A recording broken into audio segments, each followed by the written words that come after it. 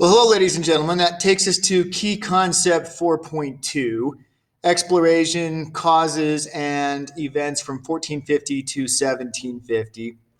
New state-supported transoceanic maritime exploration occurred in this time period. So the cause for a lot of this is going to be states supporting maritime exploration. Perhaps the most famous one of these is Christopher Columbus being sponsored by the Spanish monarchs, Isabella and Ferdinand, but that's only one of many examples.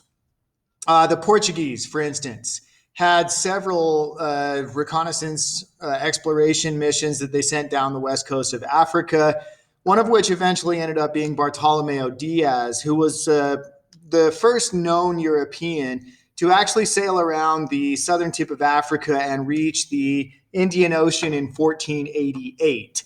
He immediately turned around and went back to Portugal and just spread the message, hey, it's possible that we could sail around the southern tip of Africa. It would not be until 10 years later that the Portuguese fully funded another expedition, this one by Vasco da Gama, that not only sailed around the southern tip of Africa, landed on the Swahili coast of Africa, and then made it all the way to Calicut in India. In between those two is the Spanish sponsorship of the first of Christopher Columbus's voyage to the Americas, which would dramatically change the entire world. The other one that I would really have you probably know would be Ferdinand Magellan's expedition. That was the first expedition to completely circumnavigate the globe from 1517 to 1520, 1521. State sponsorship ended up resulting in a lot of exploration. Portuguese development of maritime technology and navigational skills led to increased travel to and trade with West Africa and Asia, and resulted in the construction of a global trading post empire. So many of those trading posts were in Africa, for instance, Elmina. Many of them were throughout Asia, for instance, Hormuz or Goa, Malacca, of course, eventually. This is Elmina. You can still see it in Ghana today. It was built by the Portuguese in 1482. It was a base for trading gold and ivory.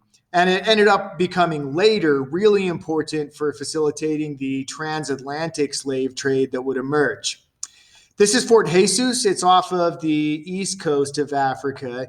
It was built by the Portuguese on Mombasa Island, which is off the coast of Kenya, from 1593 to 1596.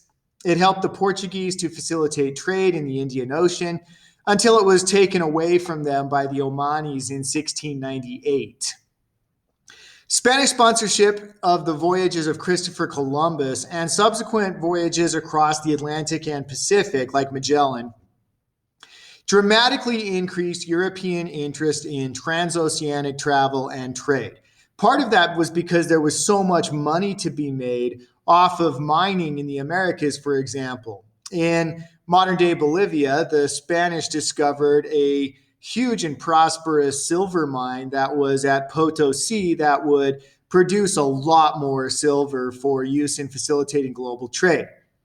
Northern Atlantic crossings were undertaken under the English, the French, and the Dutch, often with the goal of finding fish, especially codfish, off of the coast of North America, or trying to find alternative routes sailing to Asia. So there kept being this talk about how hopefully there would be a Northwest Passage around North America so that they could sail around and get to Indonesia or Asia. They never ended up successfully finding one because the northern ice cap prevented them from going around the North Pole part in this time period. Ladies and gentlemen, that is key concept 4.2.